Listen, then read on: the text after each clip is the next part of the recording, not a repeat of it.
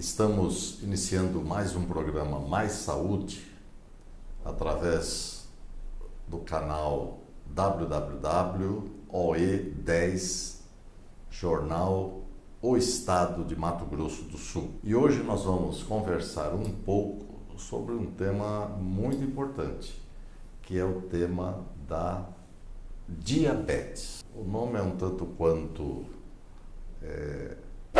comum, mas o sentido da palavra nos remete a uma condição de esvaziamento. Quando a gente fala diabetes, vem logo a ideia de glicose. Mas se a glicose não funciona bem, aumenta na circulação, ela tem um poder diurético, ela filtra no rim e leva água. Então ela murcha o indivíduo, desidrata a pessoa. Então diabetes mellitus está dizendo é o esvaziamento através do doce. Claro que você já deve estar pensando sobre o que causa a diabetes. E alguns puristas naturalmente devem estar falando, não, mas peraí, doutor, não é a diabetes, é o diabetes. As duas formas são corretas. E é importante a gente falar sobre isso, porque nós podemos dizer o diabetes ou a diabetes. O aumento da glicose na circulação leva a um estímulo do pâncreas. E o pâncreas, através das suas células beta, aumenta o número ou a quantidade de insulina. A insulina é o hormônio que põe a glicose para dentro da célula. Com que finalidade? Para gerar energia. A vida é energia. Então eu preciso de combustível celular para fazer com que a célula funcione e, funcionando, exerça o seu propósito, a sua função específica. Mas todas em comum precisam da glicose, e a glicose só vai para dentro dessas células com a insulina. Então é importante nós entendermos que a maioria das células, principalmente o músculo e as células gordurosas, precisam muito da insulina. Quando começa a faltar insulina, nós começamos a aumentar a quantidade de glicose na circulação. Essa glicose, ela impregna, ela prega nas proteínas e começa a gerar um processo inflamatório. E ao longo da vida, 10, 12, 15, 20 anos, essa reação inflamatória vai fazendo com que aquela célula que foi impregnada, que está sofrendo a agressão dos agentes defensores do organismo, porque se gerou uma inflamação, começa a funcionar mal. Para falar sobre isso, nós convidamos médica endocrinologista, a doutora Adriana Gabas, e ela vai explicar melhor as questões do porquê que nós ficamos diabéticos. Estamos passando por uma epidemia em diabetes, né? Muito por conta dessa mudança de estilo de vida da sociedade moderna. E essa epidemia não é apenas no Brasil.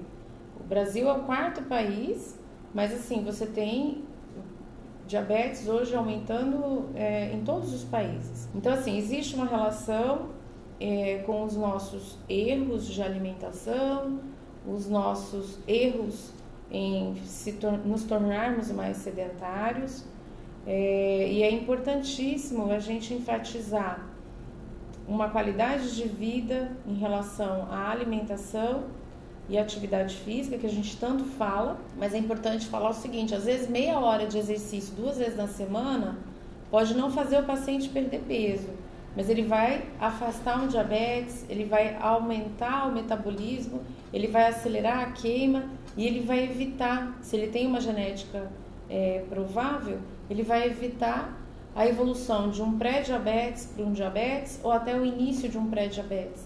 Então, sempre vale a pena a gente movimentar o corpo, lógico, com uma avaliação anterior, com uma orientação adequada, mas assim, o movimentar o corpo e ter uma dieta equilibrada é o que afasta a gente das alterações de metabolismo. E o diabetes é uma alteração de metabolismo. Antigamente você tinha a classificação de diabetes em 2 tipos, tipo 1 e 2.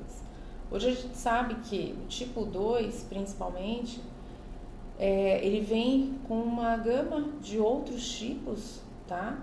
E o próprio tipo 1 também, que antes seria só no juvenil, hoje a gente tem o tipo LADA, que é o diabetes latente do adulto, que tem sintomas, características do tipo 2, mas na verdade a pessoa vai ter uma necessidade de insulinização. Então, geralmente ela tem características de tipo 1, que é autoimune, que precisa de insulinização, mas ele é um diabetes já no adulto. E o MOD, que é um diabetes chamado Maturity Onset Diabetes Young, que são alterações genéticas, que hoje a gente tem mais de 17 deleções já descritas, que seriam, antigamente, diabetes diagnosticados como tipo 2. Eu acho que o mais importante hoje, a gente como endocrinologista, orientar a população, é explicar que o diabetes realmente não tem cura. A gente gostaria muito que tivesse, existem vários estudos tentando essa cura tão esperada. A Sociedade Brasileira de Endocrinologia está sempre atenta aos estudos internacionais e nacionais, e para a gente ter essa divulgação é tão esperado, mas assim, o que se tem na internet, se falando de cura em diabetes, até hoje realmente não é real. Nós não temos a cura do diabetes ainda, nós temos o controle. Como toda doença crônica, ela tem que ser medicada, o paciente tem que usar a medicação que o médico prescreveu, seja a medicação via oral, ou seja, a insulina. Muita informação errada se tem na internet, se colocando tratamentos alternativos que se coloca em risco o paciente com diabetes. Gostaria de saber quais são os sintomas da diabetes. São polifagia, que é o comer muito, a fome excessiva, polidipsia, que é o tomar bastante água, a sede, e poliúria, que é urinar em excesso. Qual tipo de diabetes que tem?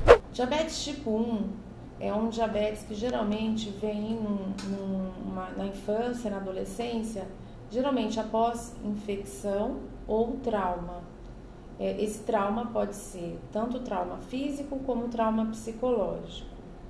Geralmente existe um período que a gente chama de período de fase de lua de mel, em que o paciente não necessita de insulina ainda, porém existe a exaustão da célula beta, que é produtora de insulina, e então a necessidade de insulina vai ser para o resto da vida. O diabetes tipo 2, ele tem uma característica, e mesmo o MOD e LADA que a gente comentou anteriormente, ele tem uma característica de iniciar em várias situações. Você pode hoje diagnosticar um diabetes não insulino dependente inicial num paciente obeso, tá? Que é o clássico diabetes tipo 2, antigo, descrito como diabetes tipo 2, único e exclusivamente.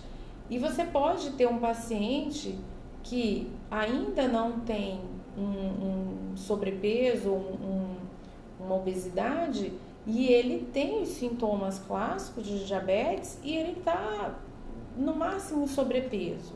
Às vezes você tem um paciente com sintomas, por exemplo, apenas a polidipsia, né, e cansaço, às vezes só uma queixa de cansaço no final do dia, às vezes queixas relacionadas a dores musculares.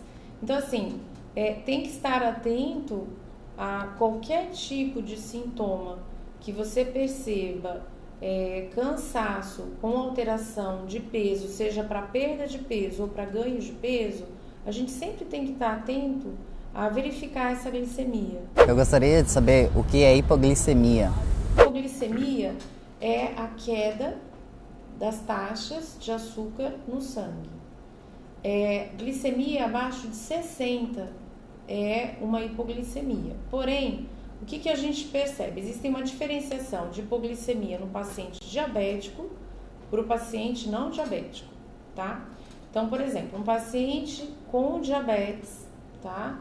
Que faça uso de medicamento ou que esteja com uma glicemia alta, às vezes ele está com 80 de glicemia e ele está com sintomas de hipoglicemia.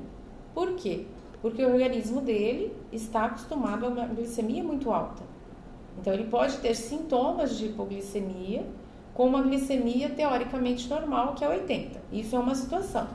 Outra situação é o paciente de longa data com diabetes, já há pelo menos mais de 10 anos, que faça o tratamento, seja com insulina ou com medicamento via oral, e ele perde a capacidade de ter sintomas de hipoglicemia. Esse é o mais perigoso. Por quê? Ele tem a glicemia abaixo de 60, mas o organismo não avisa mais. Então, esse paciente que perde o sistema nervoso de sensibilidade, parasimpático e simpático, ele vai perder esse aviso. Então, esse paciente ele tem risco de um coma ou uma síncope, que é a queda, né? E ele não ter o sintoma. E ele está com uma hipoglicemia e ele não percebeu, ele não teve os sintomas clássicos de batedeira no coração, suor frio, que é um aviso. Eu queria agradecer, Dr. Luiz Ovando, por mais essa oportunidade da nossa Sociedade Brasileira de Endocrinologia, SBEM, aqui MS, estar orientando a população geral num tema tão importante que é o diabetes. Para finalizar o programa, agradecer a todos aqueles que participaram através da nossa entrevista e também especificamente a doutora Adriana Gabas pela sua lucidez nas respostas, esclarecendo a todas as nossas dúvidas, né? E desafiá-lo a estar conosco nos próximos programas que nós continuaremos editando através do canal OE10. Muito obrigado.